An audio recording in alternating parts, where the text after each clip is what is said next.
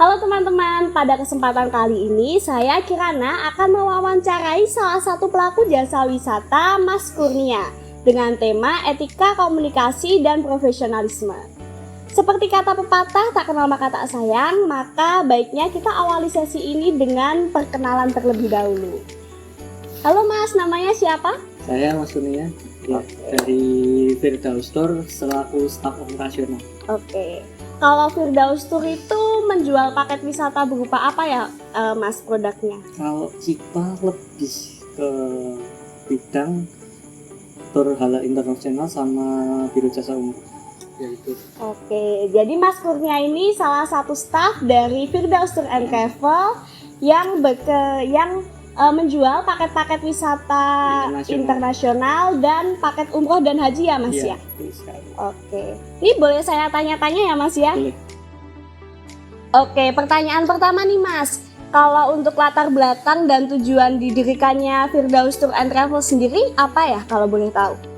Jadi sekitar tahun 2012 yang lalu, direktur kita Bapak Triwinarto sepulang haji terketuk hatinya untuk membuka dengan tujuan yaitu mempermudah jamaah umroh dan bagi pelaku wisata yang ingin bepergian ke luar negeri sekitar tahun 2012. Oke. Dan sekitar alhamdulillah kita di 2020 lalu kita udah izin resmi dari Kemenak PPIU 2020. Oke, jadi dibukanya sendiri tahun 2012 ya? 2012. Lalu mendapatkan izin mulai tahun 2020. Ya, jadi sebelum itu kita masih menginduk di travel di Riau. Karena untuk izin umroh harus mempunyai izin resmi dari Kementerian Agama. Oke, berarti sebelumnya cuma agen ya Kak? Ya, cuma agen karena salah satu syarat mempunyai izin resmi dari Kementerian Agama yaitu harus memberangkatkan sekitar 1.000 jamaah. Oke, luar biasa sekali ya. Lalu menurut Bapak, apakah penerapan etika komunikasi dan profesionalisme dapat mempengaruhi perkembangan suatu perusahaan terutama di bidang jasa pelayanan?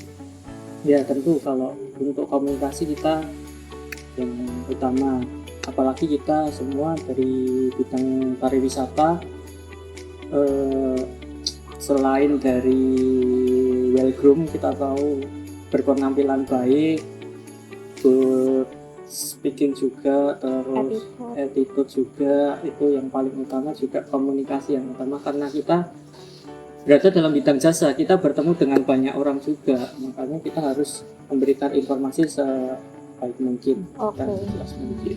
Jadi Mas setuju ya kalau kayak grooming, attitude, dan komunikasi itu sangat mempengaruhi? Pasti ya. Karena kita dalam bidang jasa dilihat dalam banyak orang juga dan bertemu dengan banyak orang juga. Oke.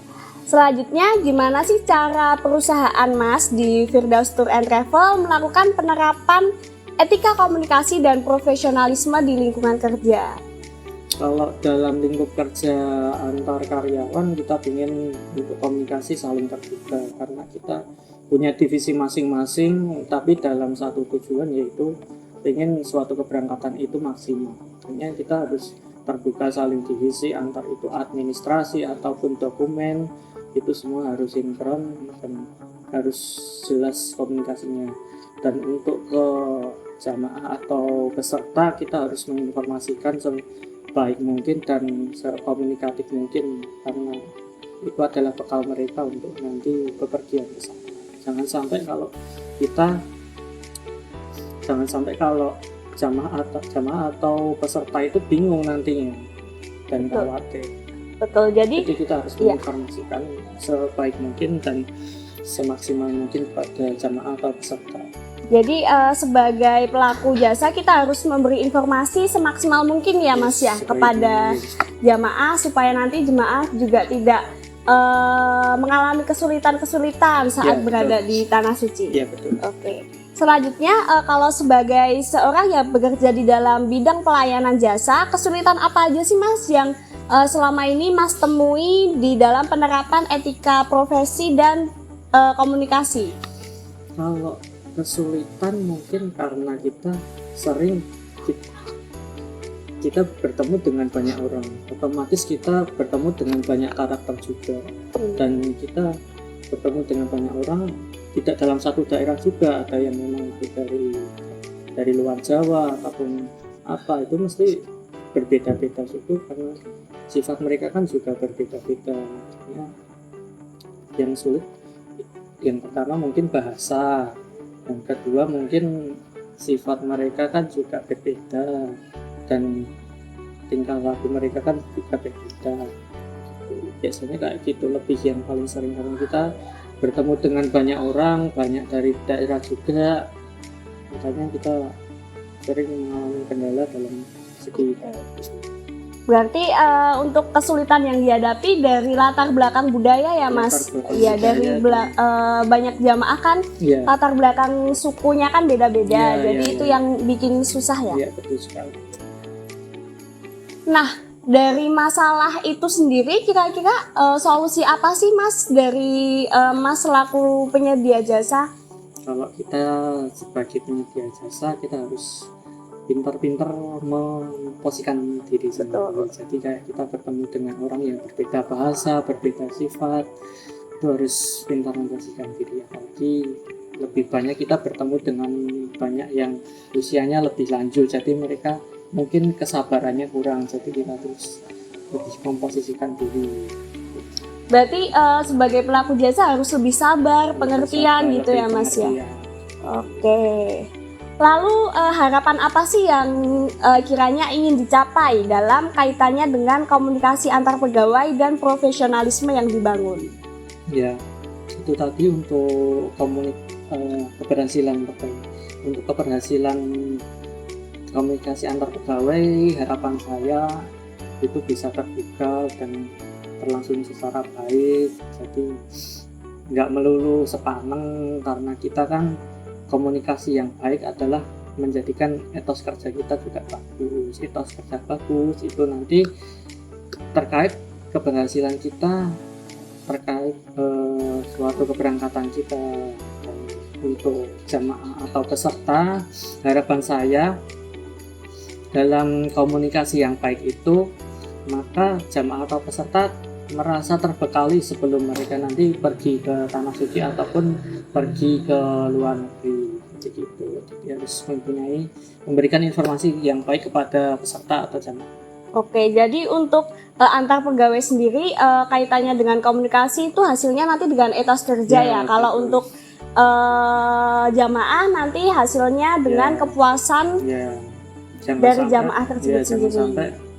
Ada miskomunikasi, ego masing-masing pengen menang sendiri, itu jangan sampai. Jadi komunikasi itu penting banget ya Mas ya, dengan antar divisi gitu. gitu. Karena kita kan kerja tim, jadi harus berkomunikasi dengan baik, apapun harus dikomunikasikan, berkoordinasi gitu. Oke, untuk selanjutnya nih kira-kira dari Firdaus Tour sendiri ada nggak sih strategi pelayanan yang digunakan untuk profesionalisme kepada para stafnya? Ya, jadi terkait strategi profesionalisme kepada para staf, kita membekali para staf itu sekitar setahun itu ada 3 kali sertifikasi profesi. Nah, apa aja tuh Mas? Ya ada kemarin dari Asita, ada dari KAN juga, itu seperti tour planner atau tour guide seperti itu. Jadi para staf itu terbekali dan bisa menginformasikan pada jamaah itu. Oke, jadi dari perusahaan sendiri juga memfasilitasi para stafnya ya untuk bisa memberikan pelayanan semaksimal mungkin dan seprima mungkin. Dan itu pun sertifikasi itu pun menjadi bekal mereka juga. Iya, betul. Oke, sebelum menutup sesi wawancara kita pada kali ini, satu pertanyaan terakhir ya Mas. Apa sih harapan yang ingin dicapai dalam kaitannya dengan komunikasi antar pegawai dan profesionalisme yang dibangun?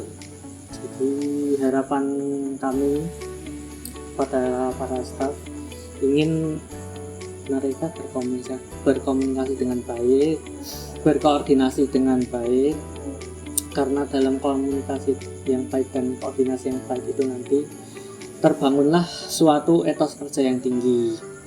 Karena suatu etos kerja yang tinggi itu akan menghasilkan suatu keberhasilan dalam setiap keberangkatan kami, maupun itu umrah, maupun itu ke luar negeri, ataupun itu ke domestik.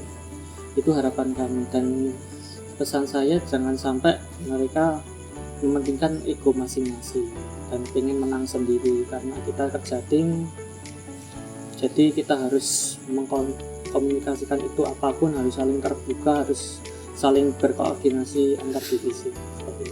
Oke, jadi harapannya sendiri para staf bisa membangun komunikasi yang baik satu sama lain ya, supaya membuahkan etos kerja yang baik lalu menghasilkan kepuasan terhadap wisatawan.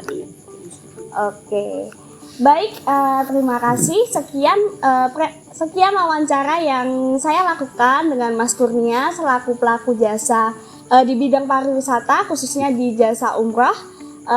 Terima kasih.